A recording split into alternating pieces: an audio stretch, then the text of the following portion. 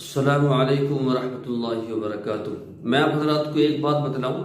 बाद हजरात इंसुलिन लेते हैं, मैं कहता हूं इंसुलिन लेना बंद कर दें, यह आपके लिए फायदेमंद होगा। इंसुलिन बहुत खतरनाक है, इंसुलिन बहुत ही खतरनाक है और उसके बहुत ज्यादा नुकसान है। हार्ट अटैक, ब्लड प्रेशर इतना ज्यादा उससे होता है कि लोग उससे बहुत ज्यादा परेशान हैं। अटैक सबसे ज्यादा हो रहे हैं इंसुलिन लेने वालों को हो रहे हैं।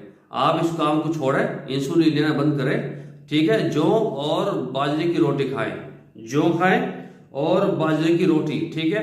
और 2 किलो, कम से कम 2 किलोमीटर रोजाना चले, 2 किलोमीटर चले कम से कम रोजाना, वो करें। ये इंसुलिन से बेहतर है।